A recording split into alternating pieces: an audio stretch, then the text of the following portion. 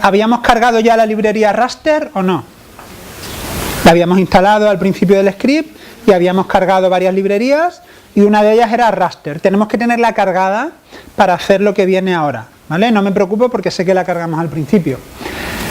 Lo primero que vamos a hacer, tenemos en la carpeta de datos, hay una carpeta que se llama mapas y dentro de la carpeta mapas hay 3 archivos. Son un formato GIS, son un formato de sistema de información geográfica muy común. Lo que vamos a hacer ahora es decirle a R que las encuentre, que cree un listado con las rutas de acceso a cada una de ellas, es decir, bla bla bla, la ruta de la carpeta y el nombre del fichero. Y eso lo hacemos con la orden que hay en esta línea. Vamos a crear una variable que se llame lista variables y ahí dentro vamos a listar todos los archivos que están en esta dirección, en esta carpeta, que tengan como patrón en el nombre bio, eran bio 1, bio 2, bio 3 y con el nombre completo, ¿vale? ¿Por qué va a fallar esta orden ahora mismo? Eso es. Nos sobra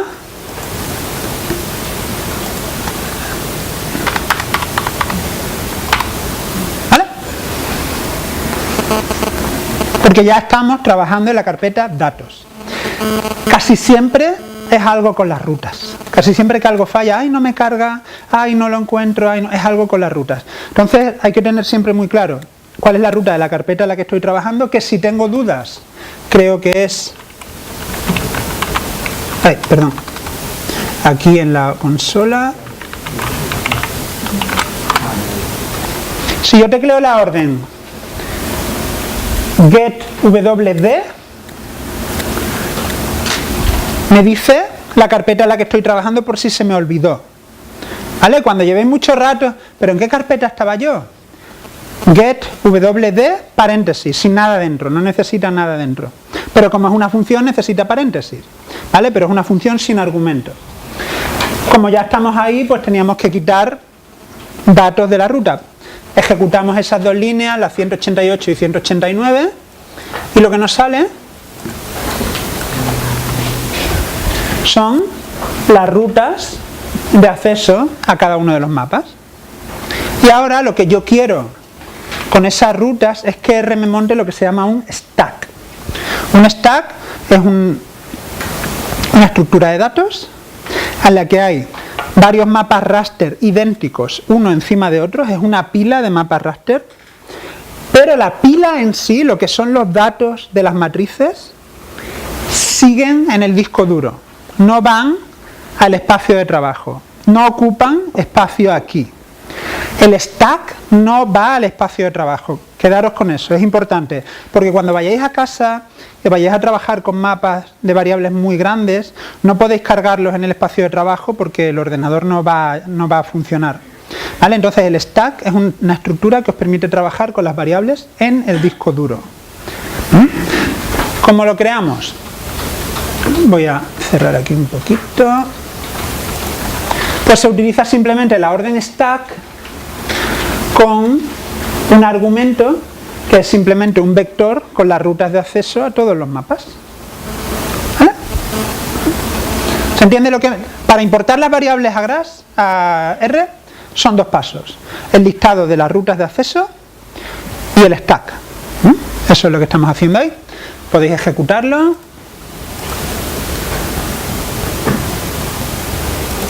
¿Vale? No pasa nada. Nos debe aparecer... No sé por qué no refresca esto solo. Vale, aquí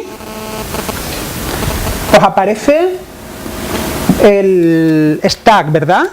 Os aparece en el espacio de trabajo, pero los mapas no están en el espacio de trabajo. El stack solo es un índice que dice, si quieres hacer esto con este mapa, vete al disco duro y cógelo. Si quieres hacer esto con este otro mapa, vete al disco duro y cógelo.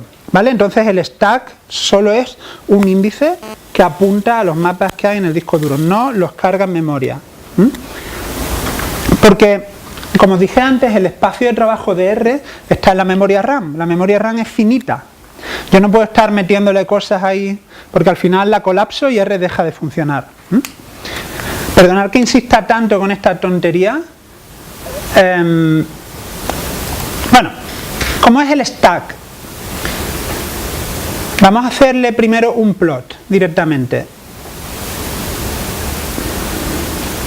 Tarda un poquito porque son varios mapas climáticos de toda Europa.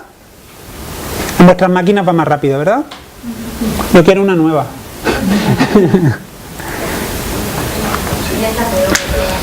¿Quién es la peor? Fijaos lo cómodo que es el stack, ¿no? Lo cargas todo ahí y ya puedes hacer mapearlas directamente. Para poder hacer un stack, todas las variables deben tener la misma extensión y la misma resolución, es decir, mismas coordenadas geográficas y misma resolución. De otra forma no te deja hacer un stack, ¿de acuerdo?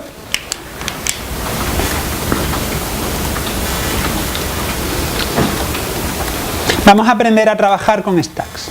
Primero, ¿cuáles son los nombres de las variables que hay dentro del stack? ¿Os acordáis de esta función? Names. La hemos usado antes para ponerle nombres nuevos a una tabla, a las columnas de una tabla. También sirve para trabajar con los nombres de un stack. Si pulso ahí, pues tengo ahí todos los nombres de mis variables. Esto es más útil de lo que parece, luego lo vemos. Si yo quiero dibujar imaginaos que en mi stack tengo 20 variables y yo quiero hacer el plot solo de una. Tengo dos formas distintas de hacerlo. Puedo decirle a plot que del stack, me coja una variable concreta, o ¿os recuerda esta sintaxis a algo? ¿Os recuerdan los corchetes a algo? ¿Para qué los hemos usado? Como índices en un data frame, ¿verdad? Para un stack también se pueden usar índices, pero solo hay una dimensión, nombre del mapa que queremos ver. Esa particularidad hace que haya que poner dos corchetes juntos y el nombre medio, es decir, se parece a la forma de los índices de las tablas, pero no es igual, ¿vale? Se parece, en esencia se parece. Si probáis cualquiera de las dos opciones, os dibujará el mapa concreto que queréis.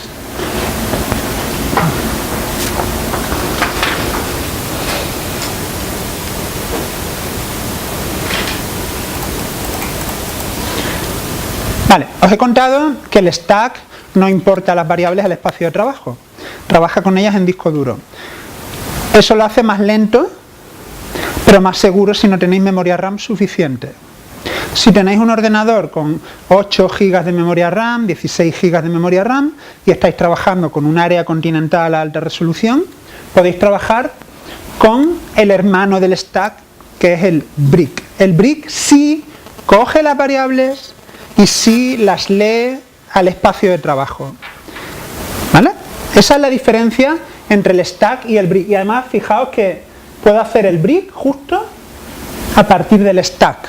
Es decir, este es el orden. Tengo las variables en el disco duro, hago un stack que apunte a ellas, que lo puedo usar para hacer plot, para hacer análisis, pero las variables están en el disco duro, y si las quiero pasar a la memoria RAM, al espacio de trabajo, hago un brick sobre el stack y ya me las lee al espacio de trabajo y todo es mucho más rápido, pero ocupa memoria RAM. ¿Se entiende el...? Si ejecutamos esta línea, ahora nos aparece aquí Large Raster Brick y os dice, bueno, yo no lo veo porque el tamaño de fuente que tengo es muy grande, pero os dice las características, ¿no? El peso que tiene, megabytes y no sé cuánto. De nuevo, el brick se trabaja igual que el stack, es decir, se le aplican las mismas funciones.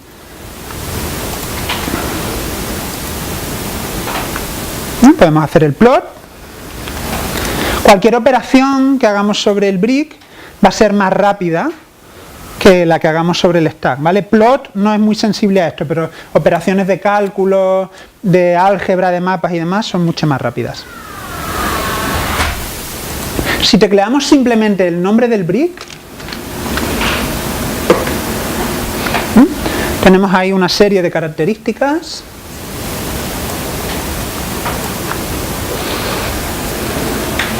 Vale, tenemos número de filas, número de columnas, número total de celdas, la resolución.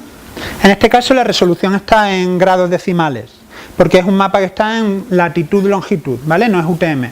Entonces se miden las coordenadas en grados, minutos y segundos decimales. Nos dice las coordenadas de las esquinas. El sistema de coordenadas, como yo no le he dicho ninguno, viene vacío ahora mismo. Y fijaos, nos dice Data Source in Memory. Eso quiere decir que está cargado en el espacio de trabajo. Los nombres, valores promedios, bla, bla, bla. Entonces, cuando vais a escribir un artículo y necesitas escribir cuál es la extensión, resolución y bla de mi área de trabajo, te vienes aquí, tecleas el nombre del stack y esos son los datos que van en el párrafo describiendo la zona de trabajo. Para los que trabajáis en GIS, o sea, para mí supuso un cambio poder empezar a trabajar en R con mapa raster sin tener que ir saltando de GRASS, que era lo que yo usaba, a R. Ahora todo el código intenta integrarlo en R sin ir al GIS, porque ya con la librería raster puedes hacer todo este tipo de cosas sin salir del mismo entorno. Si para alguien no tiene sentido esto, no pasa nada. Vale, ahora viene un concepto que no os he hablado todavía y es el de objeto. En R, cada variable que creamos y cada función que usamos es un objeto. Vamos a centrarnos en las variables. Cada objeto tiene una estructura interna. Es decir, un raster no solo guarda las matrices con los datos geográficos, sino que además guarda datos sobre la extensión, datos sobre la resolución, datos sobre los nombres de las variables, datos sobre si está o no está en memoria, etcétera, etcétera, etcétera. Eso tiene una estructura interna. Y nosotros podemos acceder a cada parte que queramos de esa estructura interna del objeto. Si yo quiero sacar solo los valores de extensión, saco solo los valores de extensión. Si quiero sacar solo una matriz concreta, saco una matriz concreta. Eso te da mucho control sobre qué puedes hacer con cada resultado que tú obtienes con R. Y eso es un objeto con estructura interna. Vamos a ver la estructura interna de el brick. No es la estructura interna, sino las distintas partes de la estructura interna que son relevantes y a las que podemos acceder. ¿Vale? Hay muchas cosas: leyenda, título, número de columnas, extensión, número de filas, sistema de coordenadas. ¿Vale? Esos son los distintos slots o posiciones que hay dentro del brick. Esto no es importante que nos las aprendamos. Es importante saber que cada variable de R es un objeto, que cada objeto tiene partes constituyentes, que son datos relativos a lo que tú estás haciendo. Cada trozo se llama slot, se puede llamar de distintas formas, ¿vale? Pero que lo que quiero que entendáis es que el brick no son solo los mapas superpuestos, sino también un conjunto de datos relativos a esos mapas.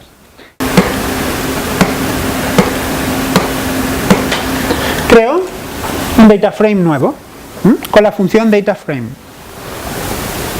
Esto es si quiero crear una tabla pequeña en el mismo código con valores concretos, nombres de especies relacionados con body size o lo que sea, da igual. Si vemos el data frame, ha usado como nombres para las columnas los nombres de las variables que guardan los vectores. Si yo quiero ponerles otros nombres, uso la función names. Names, nombre del data frame, le asigno concatenando el nombre de la primera columna, coma, nombre de la segunda columna, coma, nombre de la tercera columna, etcétera. Esto también se usa mucho, ¿eh? Modificar los nombres cuando creas un data frame nuevo, cambiar los nombres de algunas columnas, por ejemplo, latitud y longitud, pues las quiero cambiar por X y por Y, pues lo cambio así. Ahora aquí ya aparecen los nombres nuevos. ¿Vale?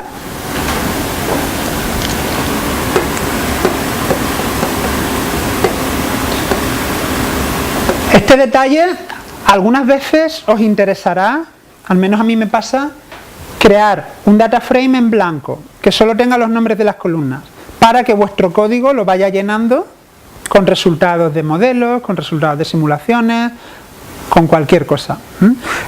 Lo pongo aquí porque es algo que siempre acabo buscando en internet. Tengo que crear un data frame en blanco. La última vez que hice uno fue hace 8 meses y no me acuerdo del código. Se usa la función DataFrame, pero esto le falta un punto y una coma, ¿no? Vale, está mal, es separado por punto, Ya.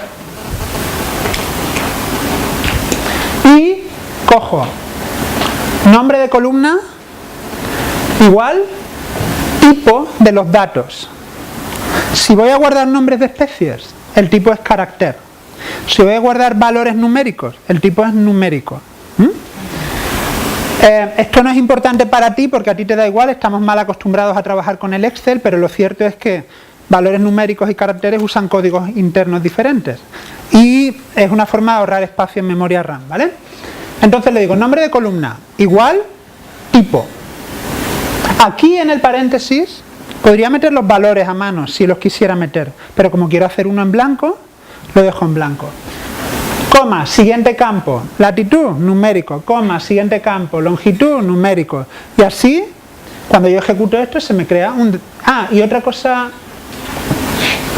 por ahora vamos a considerar esta línea un acto de fe, ¿vale? No, porque quiero decir, lo voy a explicar luego con datos. Ahora mismo no tengo ninguno, no tiene mucho sentido. Pero lo vamos a ver, no os preocupéis. Entonces tenemos un data frame en blanco que tiene 3 variables con los nombres que le hemos dado, una de carácter y 2 numéricos, ¿vale?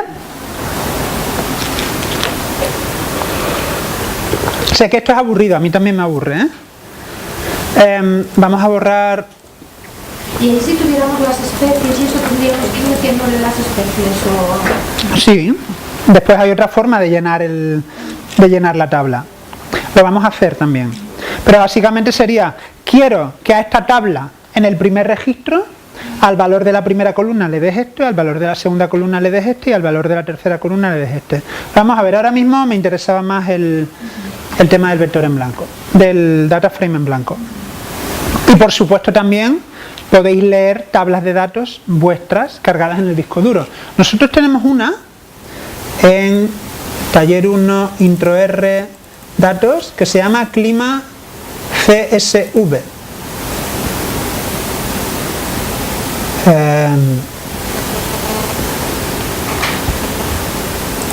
Que es tal que así, ¿vale? Tengo una tabla con 4 campos y los valores están separados entre sí por comas. Yo quiero importar eso a R convertido en un data frame. Pues fijaos en la orden, esto sí que lo vais a usar cada vez, Esta es de las que te aprendes de memoria. D1, ¿qué es?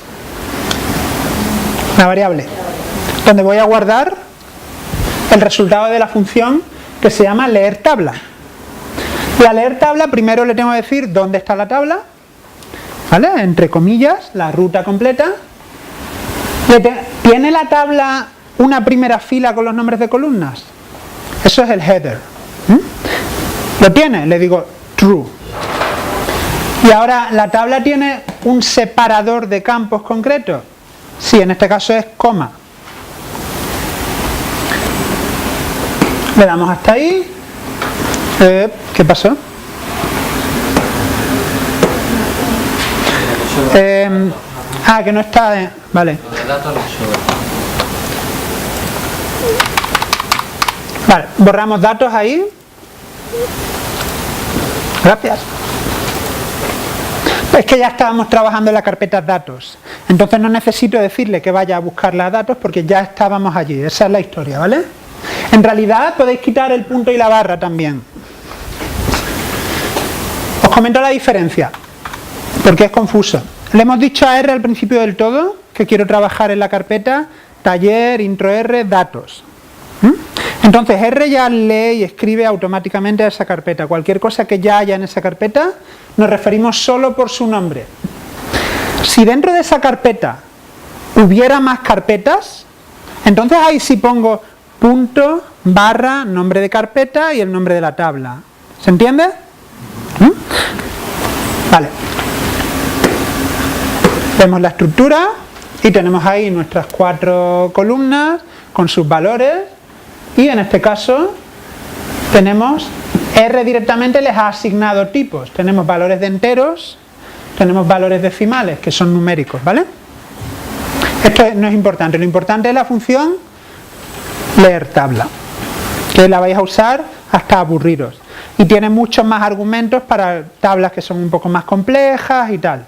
Lo más básico es esto, tener un dato, una tabla de datos separados por comas e importarlas tal y como acabamos de hacer ahora. Y hemos sacado las cosas que hay dentro del slot extend. ¿Os acordáis que de un data frame podíamos sacar una columna poniendo un símbolo del dólar y el nombre de la columna? Esos, que eran objetos de la clase S3, se hacen así. Estos, que son S4, y no me preguntes por qué, porque para mí es igual de annoying, se utiliza una arroba. ¿Vale? En los raster, stack y raster brick son objetos con una estructura interna diferente al data frame. Y de hecho son de generaciones distintas dentro de R. Por eso tienen una sintaxis diferente. No puedo evitar que nos enfrentemos a eso. Simplemente sabed que si tenéis que sacar un dato de un slot, lo podéis hacer directamente con la arroba y el nombre del slot, punto. Lo podéis olvidar porque yo no lo uso mucho, ¿vale? Sí que tenéis que saber lo de los objetos, que tienen estructura interna y que puedo acceder a datos dentro de esa estructura. Y después, si lo que necesito es la extensión, se puede sacar muy rápidamente con una función específica que se llama extend, y le pones el brick y él ya te saca todo a un objeto que recoge los datos de la extensión. Otra vez hay 3 maneras diferentes de obtener la extensión del mapa. Puedo mirar al slot con la función slot, puedo mirar al slot con la arroba, o puedo usar la función extend para extraer directamente eso. Es un lío, pero ya usáis la que más os guste cuando os toque, ¿vale? No es importante, quedaos con la parte de objeto y punto. El sistema de referencia os lo dejo ahí como referencia, no lo vamos a saltar porque no nos hace falta. Y nos vamos a la línea 232. Hay los datos dentro del stack son matrices, en las que cada celda de la matriz representa una zona real del territorio. Te estoy bloqueando todo el rato, perdona. Cada celda tiene un tamaño, es decir, unas dimensiones en el eje X y en el eje Y. Con la función xres y yres podemos saber cuál es la resolución en cada una de esas dimensiones. Eso quiere decir que cada celda tiene 0,08 grados decimales de largo, ancho, lo que sea. Si queremos saber cuánto es eso en kilómetros, ¿vale? Multiplicamos por 111 y nos sale que son 9,2 kilómetros. Luego las variables con las que estamos trabajando son de toda Europa a unos 10 kilómetros de resolución.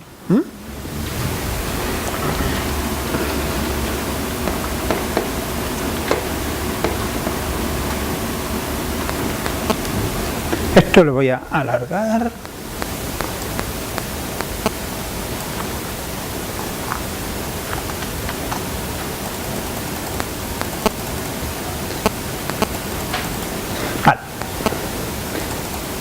Bueno, tenemos matrices que representan en este caso variables climáticas. Se pueden hacer operaciones matemáticas con matrices, ¿no? Yo puedo sumar 2 matrices, puedo restar 2 matrices, puedo multiplicarlas, puedo dividirlas, puedo hacer lo que quiera. Todo el álgebra lineal está a nuestro alcance.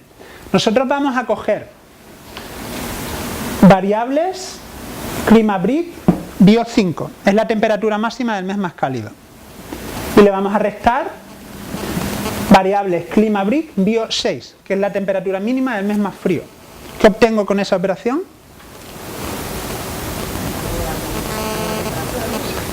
El rango de temperatura, ¿vale? Fijaos qué fácil es. Cojo el elemento bio5 del brick, símbolo de resta, el elemento bio6 del brick y lo guardo en una nueva variable, que ahora ya sabemos que esto es un objeto, ¿verdad? También hacemos la operación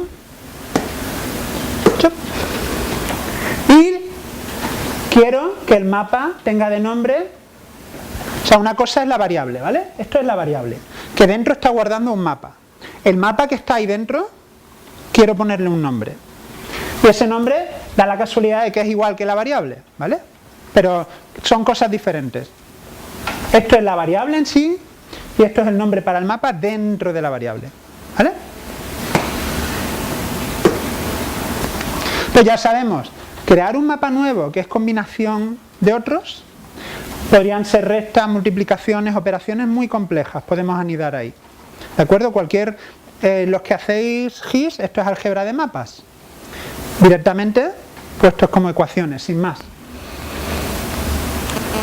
Y ahora lo que yo quiero es, esta nueva variable que he creado, la quiero añadir al brick que ya tenía para que estén todas juntas en el mismo sitio.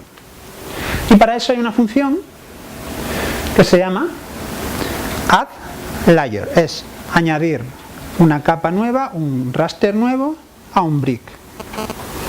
¿Cómo es la sintaxis? Yo quiero añadir rango t al brick variable escrima brick.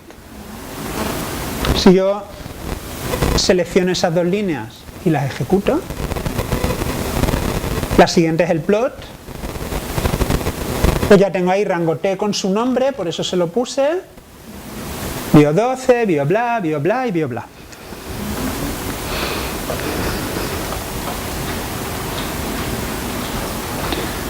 Ahora, esta es la parte más básica de trabajo con mapas raster. ¿Se entiende más o menos? Es bastante intuitivo en realidad, una vez que entiendes el concepto de objetos y demás. Ahora mismo, ¿podríamos borrar rango t? ¿Pues lo podemos borrar o no? ¿No está metido ya dentro de variables clima brick? Podríamos borrar rango t ya. Ahora me está ocupando espacio que ya no necesito. ¿Cómo lo borrábamos? RM, paréntesis, nombre del objeto. Entonces, ahora no está aquí en el código, pero lo ideal ahora es borrarlo, porque ya no lo necesito, ya lo tengo con todas las demás, ¿vale? ¿Y qué ponemos? RM, paréntesis, rango t. Sí, vamos a poner, lo voy a escribir.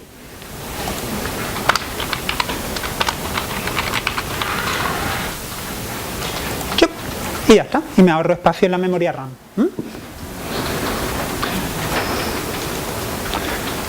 ¿Sí?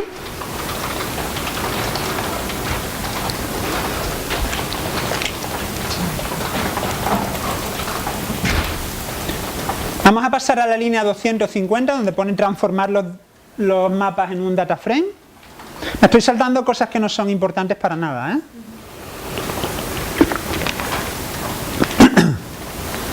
Bueno, yo tengo 4 variables apiladas. Son mapas. Pero ahora yo, para hacer unos análisis, necesito convertirlo en una tabla en el que cada columna tenga, la primera columna será el primer mapa, todos los datos de la primera columna del mapa, todos los datos de la segunda columna del mapa, todos los datos de la tercera columna del mapa y así sucesivamente. Cojo todos los datos de la matriz y los dejo caer, de forma que creo una sola tabla con 4 columnas con todos los valores de las variables, para calcular la correlación o cualquier otra cosa entre las distintas variables. Para eso hay una función específica que se aplica a stack y a brick. Hay muchas funciones, muchos nombres. Yo os voy explicando cómo funcionan, no tenéis que memorizarlas ahora mismo, porque va a estar todo el código hecho, ¿vale? No os preocupéis de cuál era la función que no sé qué, porque todo el código con el que vamos a trabajar ya está hecho. Pero, en fin, quiero que se os vayan quedando poco a poco, ¿vale? Quiero que cojas variables clima brick y me lo conviertas en un data frame. Vamos a hacer la operación y vemos la estructura.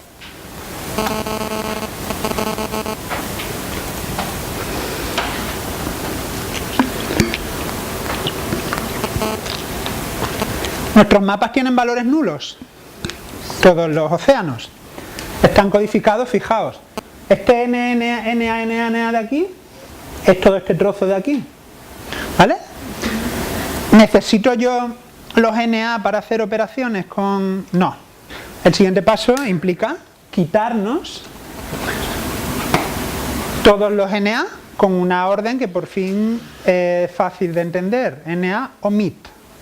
Vamos a eliminar todos los NA de la tabla y volvemos a ver la estructura.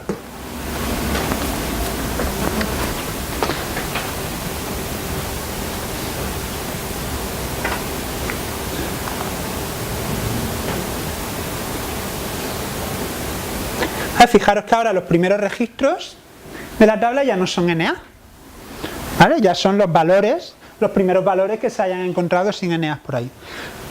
Ya tenemos variables dataframe, que es el dataframe que viene del brick. Y lo vamos a dejar guardado, no lo vamos a borrar porque lo vamos a usar luego. Esto es muy común también, convertir un conjunto de mapas en una tabla para hacer determinados análisis es muy normal. Así que esta es de las típicas cosas que uno se acaba aprendiendo. Nos acordamos de que tenemos, ¿vale?, este variables.df para luego. Y un par de cositas más que también son importantes. Si yo quiero de mi brick sacar una de las variables, sacar una de las capas, perdón, y convertirla en un raster suelto, se hace así de simple. A veces quiero, no sé, para exportarlo solo, para hacer cualquier operación. Esa es la forma. Pongo el nombre, pum, y lo saco. Esta sintaxis ya se va entendiendo si la lees, ¿no? ¿Quién mira esta línea y no entiende nada? ¿Quién miente? Wow. ¿Quién no ha tomado café?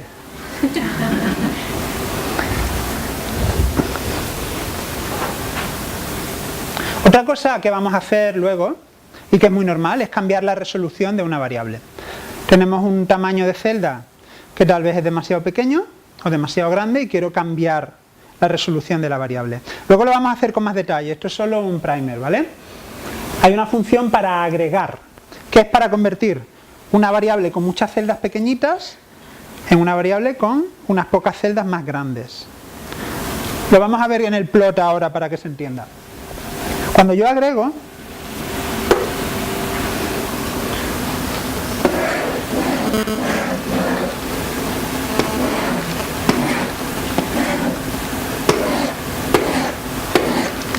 ¿vale? Esos son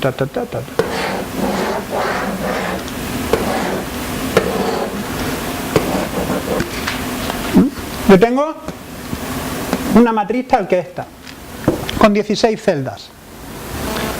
Vamos a suponer que esta resolución es de 1 kilómetro. ¿Se ve con este color? Más o menos, ¿no? Y yo quiero convertirla en una matriz en la que esto tenga 2 kilómetros. ¿Cómo se hace eso? Cojo esta, ahora sí, con otro colorín, donde estaban. Yep, thank you. Cojo estas 4 celdas, calculo un estadístico sobre sus valores, la media, la mediana, lo que toque, y ese valor lo pongo aquí, y así sucesivamente. ¿Vale? Eso es agregar.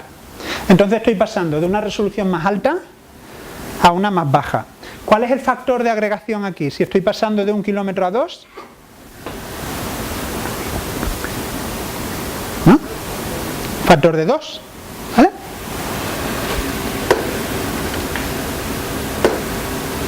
Pues eso es lo que hace la función agregar. Voy a agregar bio5 con un factor de 5. ¿Cuál era la resolución de bio5?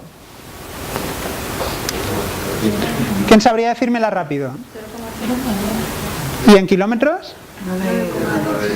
Casi 10, ¿no? Vamos a redondearlo, no hace falta que seamos muy precisos. Si yo le meto un factor de 5, el resultado, ¿qué resolución va a tener? 50.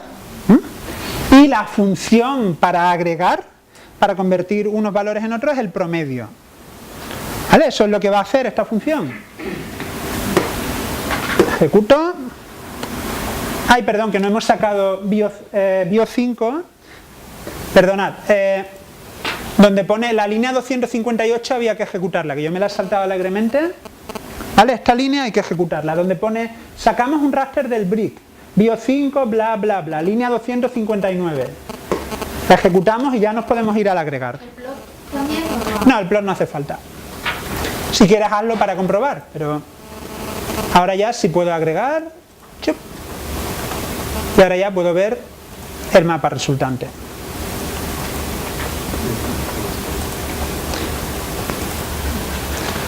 A ver, no es muy obvio porque es un mapa continental, pero ahora las celdas de este mapa tienen 50 por 50 kilómetros. Creo que lo vamos a comprobar con más detalle ahora, ¿vale? Sí, lo vamos a comprobar. Le hemos reducido la resolución al mapa para ajustarlo a otro mapa, por ejemplo. ¿Qué vamos a hacer ahora? Tenemos toda Europa, pero yo de repente quiero sacar solo la península ibérica. Eso se llama clip o window en un GIS. Eso es lo que vamos a hacer. Aquí le han llamado crop. Pero para hacer un crop primero necesito definir las coordenadas que quiero recortar. Y yo lo he hecho así. ¿Qué significaba la C? Y esto es xmin, xmax, ymin, ymax. ¿Vale? Ese es el orden. Xmin, xmax, ymin, ymax. Y eso genera, es un cuadrado, son las coordenadas de un cuadrado. Ejecuto y ahora le digo, córtame la versión de baja resolución de bio 5, la que hemos agregado, a estas coordenadas de aquí. Y dibújame el plot. Eso es lo que estamos haciendo ahí.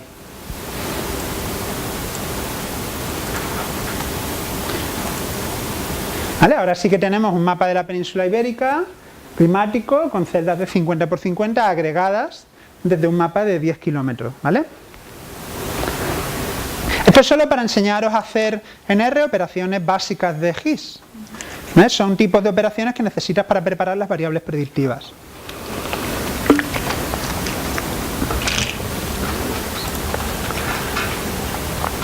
Cuando tienes varias variables, tienes que jugar con la resolución más baja de todas ellas, ¿no? Lo vamos a ver. Hay un ejercicio específico sobre ello, incluso hay diapos. ¿En qué tipo de coordenadas está el mapa de la península ibérica? En el plot se ve.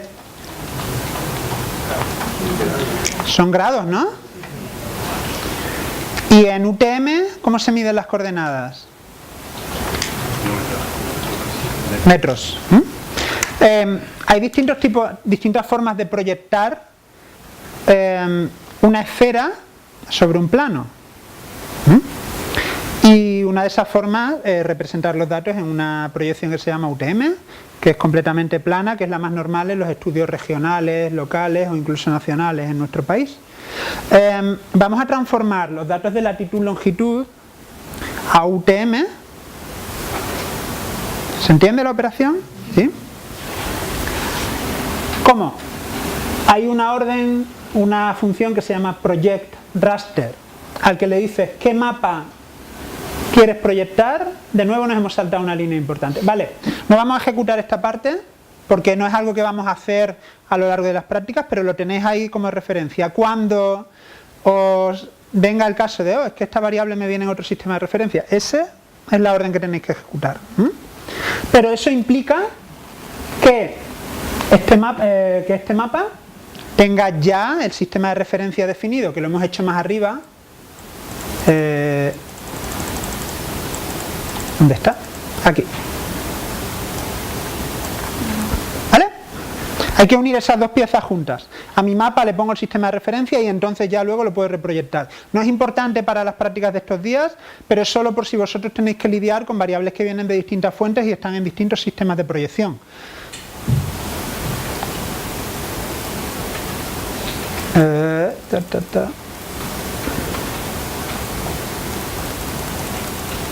Vale.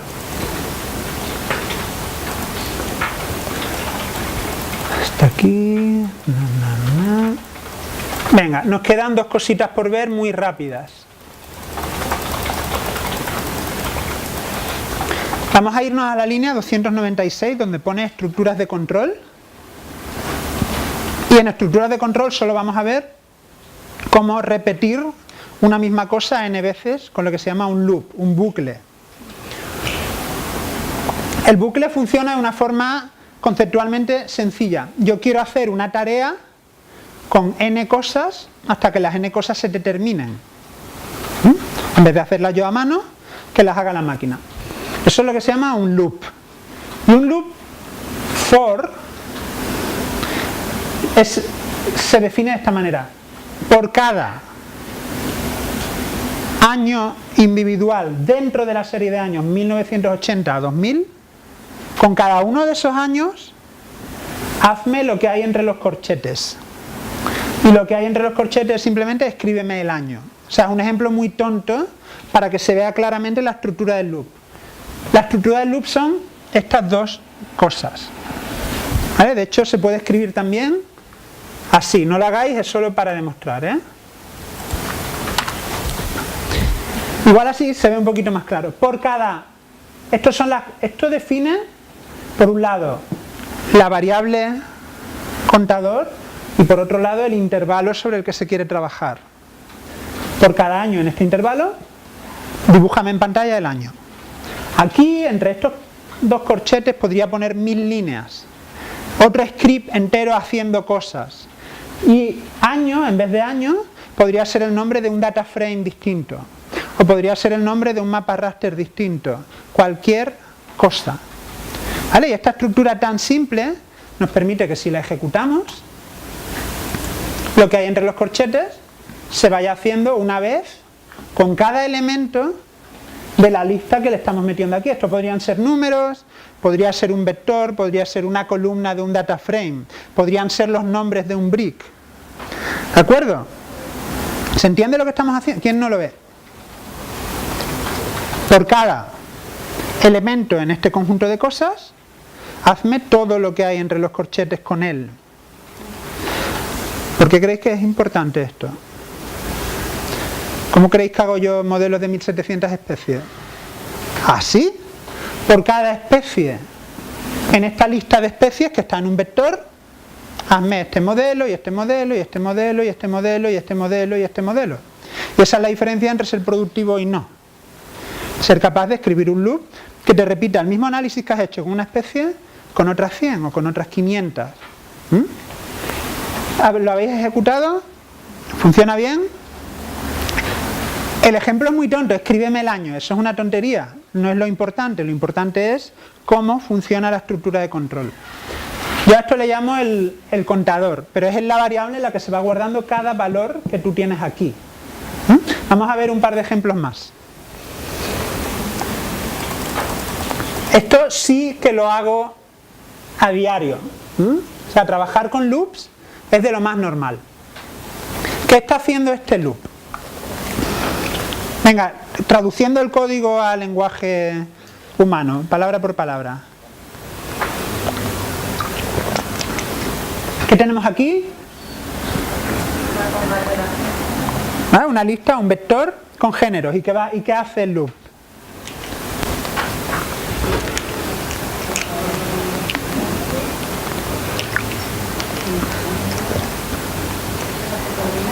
¿Cómo?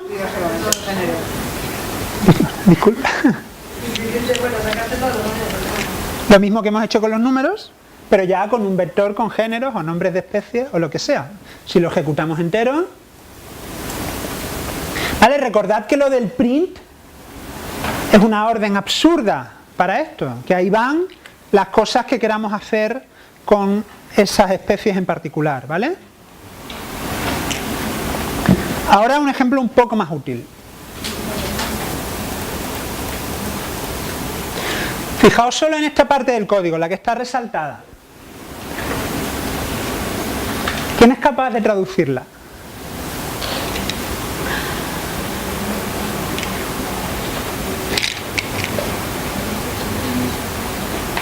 De hecho,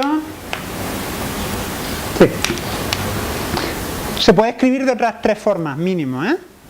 ¿Qué hace esa parte resaltada? Venga. Por cada. ¿Qué más? variable en. Ahora aquí tenemos una secuencia, ¿no? La secuencia va desde el 1 hasta a lo largo que es de. ¿Se entiende? Hay más formas de hacerlo, esta solo es una de ellas.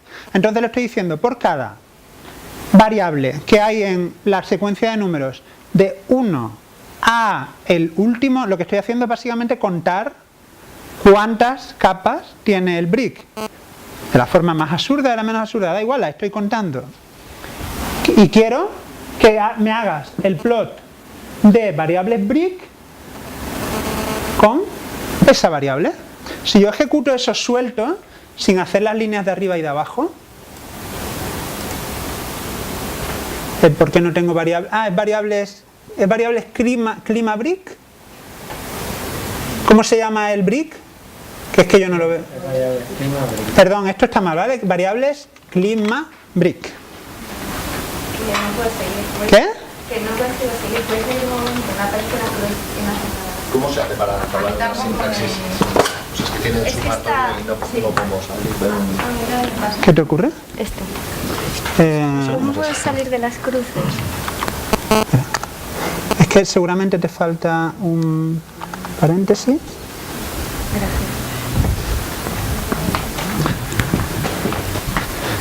Lo habéis ejecutado, ahora sí funciona, ¿no?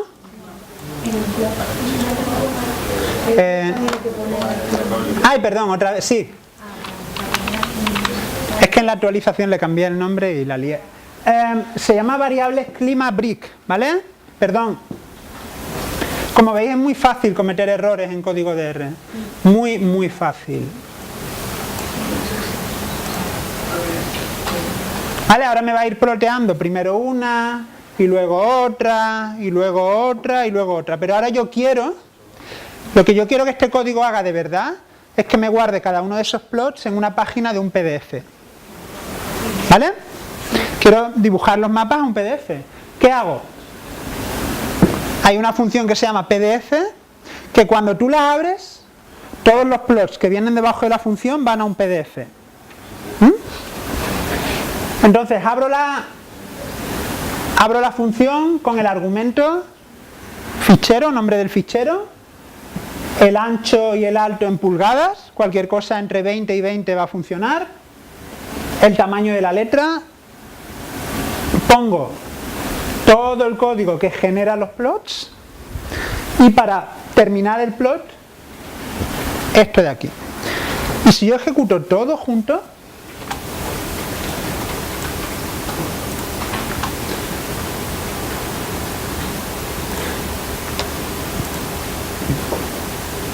se me genera en la carpeta de trabajo un PDF que se llama variables con cada una de las variables. ¿Vale?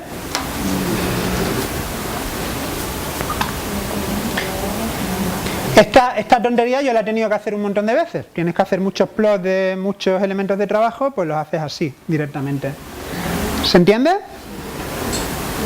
Entonces, si veis este bloque de código, ¿entendéis algunas de las cosas que pasan? Sí, este bloque de código sería un poquito más claro si yo lo hiciera así, ta, y ta, ¿vale? Pero este trozo de código os dice algo ya. ¿Empezáis a entender algunas cosas? ¿Tendríamos alguna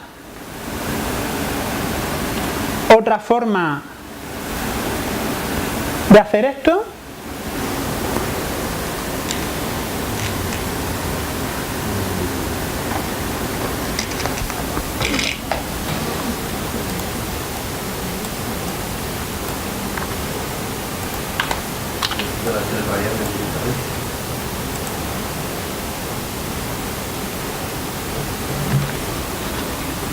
Se van dibujando aquí las variables otra vez.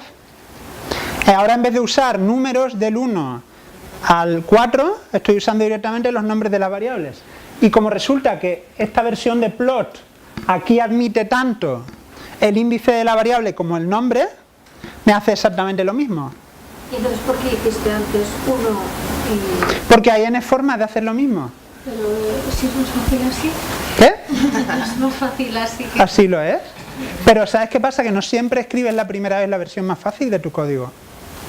Y te das cuenta luego. De repente ves otra forma de hacerlo.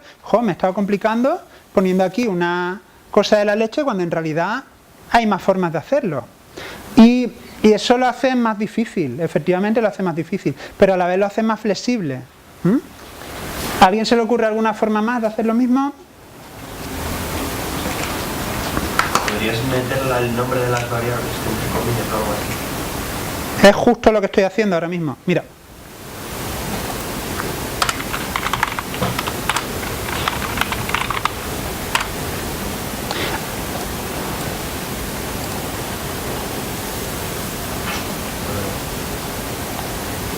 Porque names, variable escrima brick, es justo eso. ¿Vale? Esta sería la mejor forma de hacerlo. Sé que es un poco lío cuando os enseño 2 o 3 formas de hacer lo mismo, pero tampoco os tenéis que obsesionar con memorizar una de ellas o no. El concepto importante es, hay varios caminos para hacer esto, voy a buscar uno que me venga bien. ¿Vale?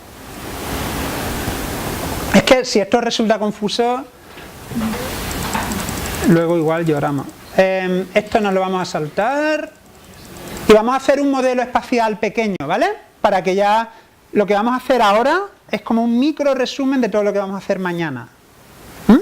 Y ya tenemos algunas de las herramientas para poder hacerlo. ¿Os acordáis que teníamos este objeto que era?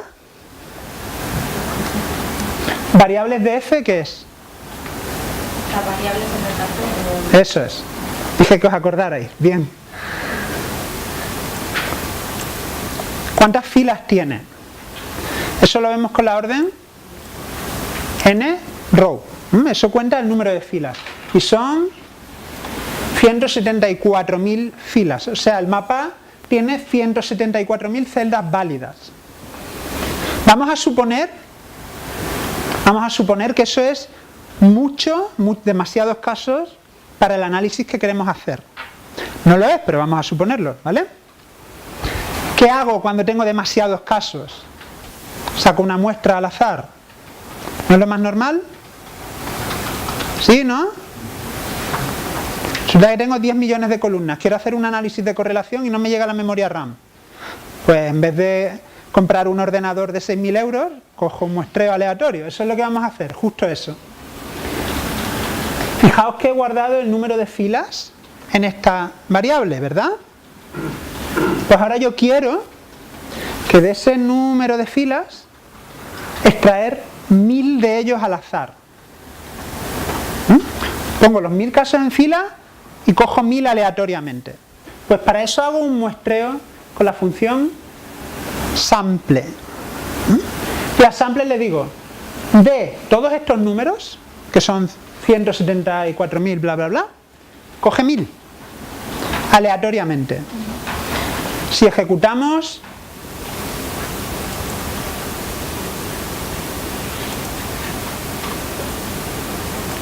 ¿vale? Vamos a ver qué tiene dentro muestra 1000. Fijaos que tiene, dentro de todo ese conjunto de números, ha cogido 1000 aleatoriamente. ¿Sí? Si vuelvo a repetir sample, me coge otros 1000. Y si vuelvo a repetirlo, me coge otros 1000 y así sucesivamente. ¿Y por qué te pones que números y no 1000 filas? Porque, o sea, el n filas es de... Mira. Cógeme 1000... Cógeme de todo esto, me coges esto. 1000 que hay en las filas, vale. No de todas de 1000 filas, cógeme 1000 filas. ¿Cómo? De todas las filas, ¿Todas las filas? cógeme 1000. Ah, vale. Sí, es que No son... Es que la sintaxis es un poco rara, porque tú le estás metiendo solo un número, que es el tamaño de muestra. Y del tamaño de muestra, tú le estás diciendo cuántas quieres sacar. Así es como funciona.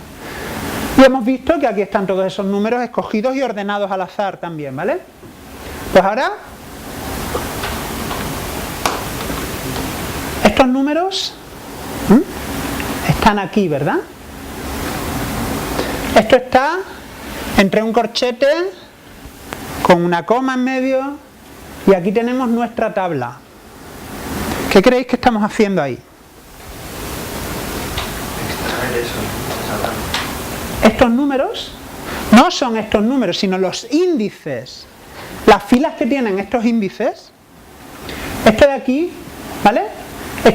Está diciendo, cógeme de variables de f, la fila 46.577, la bla bla bla, la bla bla bla, la bla bla bla, la. Esto es un vector con números de fila. Entonces esto que estoy haciendo aquí es de variables de f, cojo estas filas y todas las columnas. Y eso es coger 1000 casos de mis 176.000 en los que estoy trabajando. El resultado lo guardo, variables de f small, da igual el nombre. Y mido el número de registros y son 1000, efectivamente. ¿Se entiende cómo se hace el muestreo? Cuento el número total de filas de la tabla grande. Uso sample sobre ese número de filas y el tamaño de muestra que yo quiero sacar. Y lo que me devuelve sample no son las filas, sino los índices de las filas, que ya luego uso yo para lo que me dé la gana. Los que hayamos hecho ahora, cada uno habrá hecho diferente, ¿no? ¿Cómo se quita la control del más? ¿Me has preguntado por ahí? Pon un paréntesis, que será lo que te falte, y dale a Enter en la consola.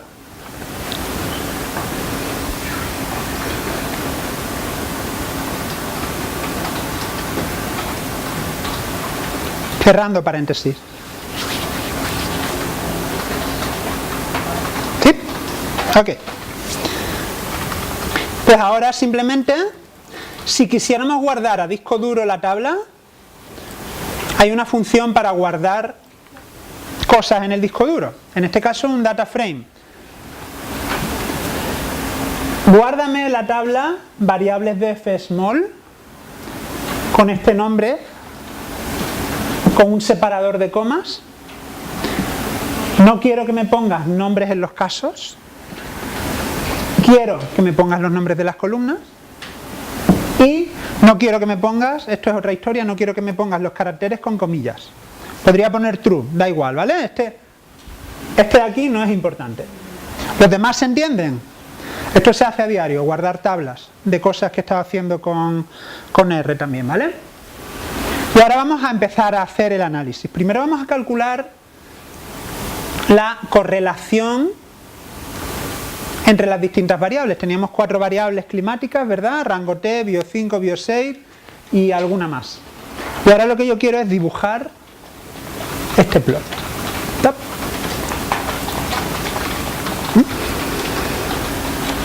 Vale, aquí tenemos un vistazo rápido, visual, para ver si hay o no hay correlación entre las distintas variables. ¿Vale? Visual, simplemente.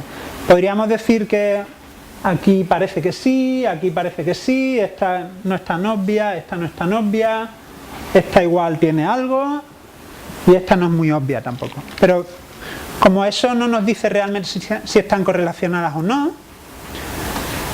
vamos a sacar lo que se llama la matriz de correlación entre las variables. Es una matriz que en cada celda tiene el valor de correlación entre las dos variables que apuntan a esa celda. Ejecutamos las dos líneas y lo vemos que es más fácil así. Vale, esto es una matriz de correlación entre variables. Vale, entre rango T y rango T, como son iguales, la correlación es 1. Entre bio 12, que es la precipitación media anual, y el rango de temperatura, hay una correlación negativa de 0,58. Si nos vamos ahí, bio 12 y rango T, bio 12 y rango T, ¿vale? Este plot de aquí representa esa correlación negativa.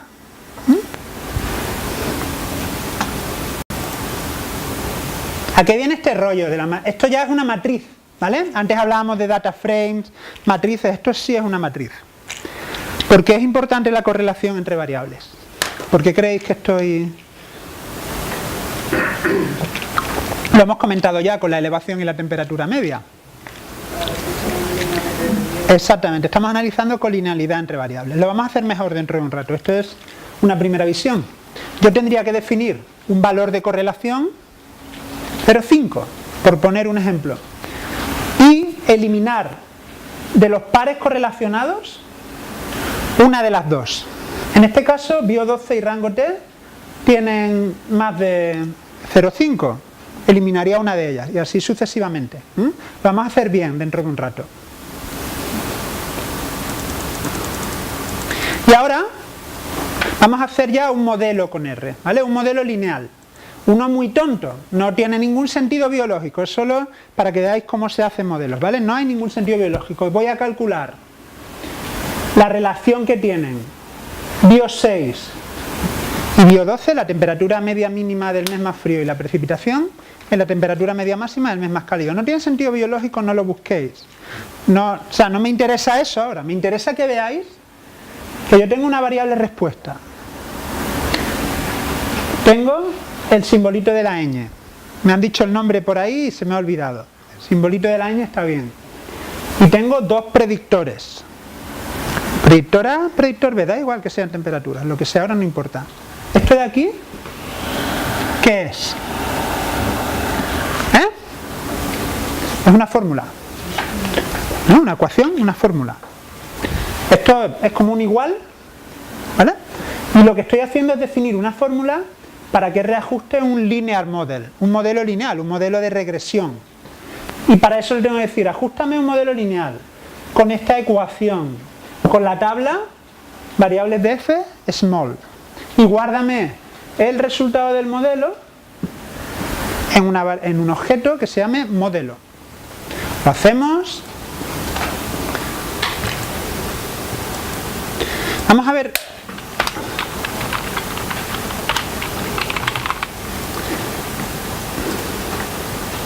Fijaos que si vemos dentro del objeto del modelo hay 1000 cosas. Y buscarlas es un rollo, ¿vale? La función summary hace eso por nosotros. Coge las cosas importantes del objeto del modelo y nos las enseña.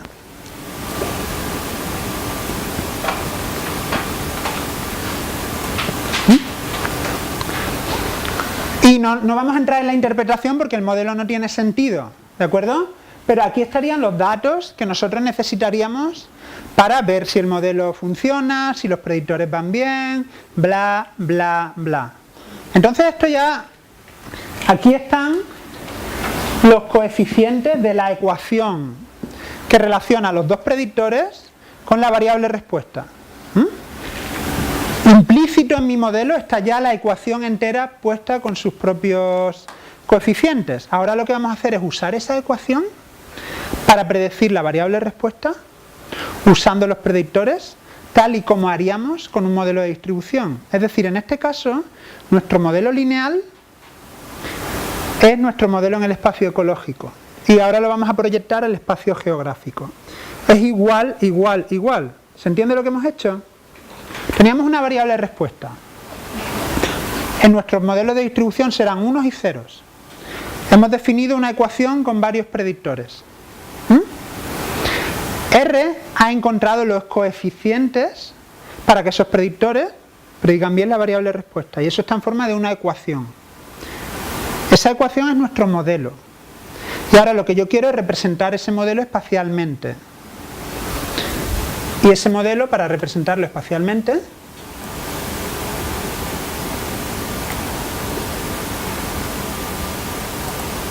vamos a la línea 370 para vosotros, ¿no?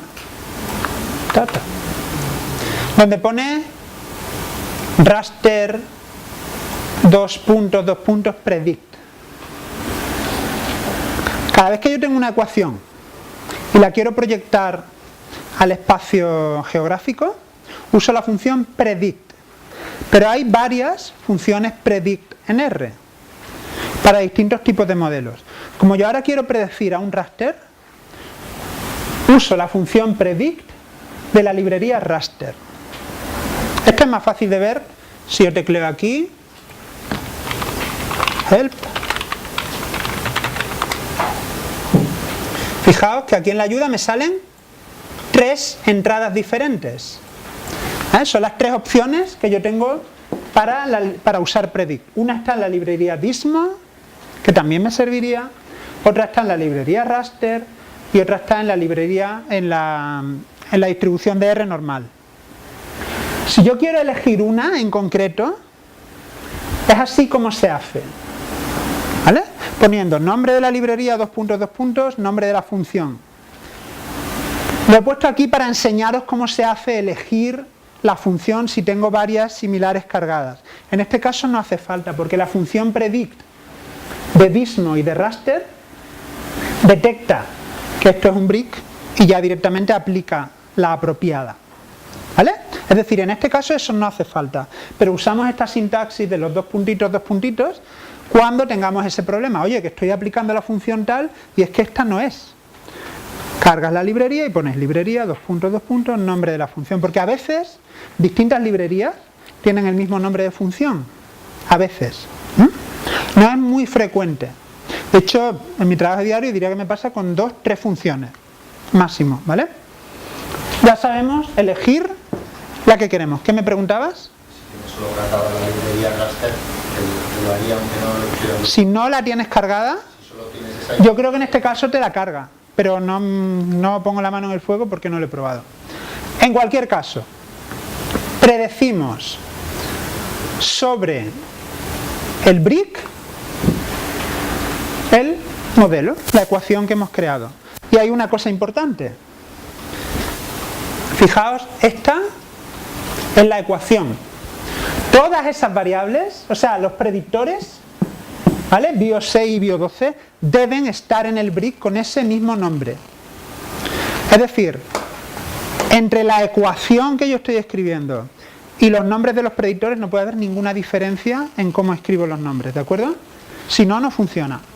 Pues ahora hago la predicción y veo el mapa.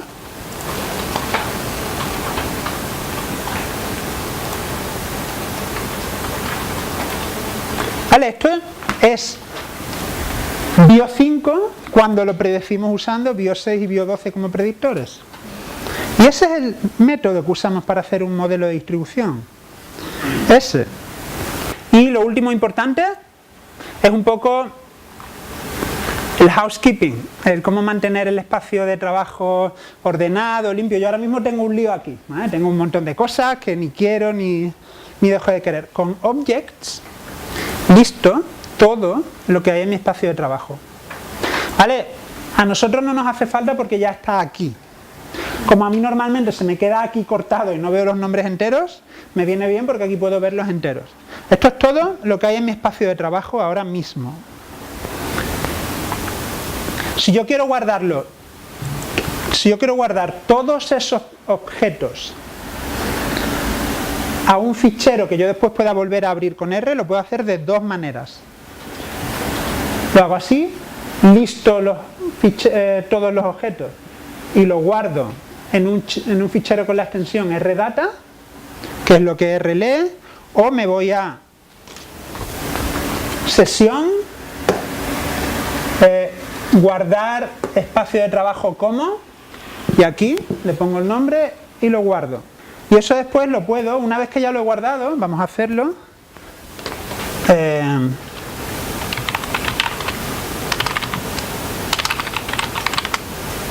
Una vez que lo he guardado,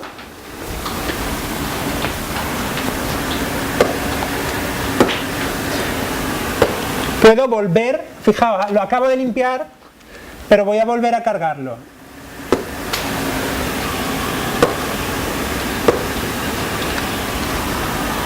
¿Vale? Y ya vuelve todo. Es coger todo lo que hay en el espacio de trabajo, guardarlo en un fichero al disco y después lo puedo recuperar. Esto es lo que hace cuando estás trabajando varios días seguidos y tienes que apagar el ordenador. Guardas las cosas, blum, y vuelves. Guardas las cosas, blum, y vuelves. ¿Vale? Esto es para borrar todo, pero ya sabemos hacerlo desde el menú sesión. Esto es para cargar el espacio de trabajo, pero ya lo sabemos hacer desde el menú sesión.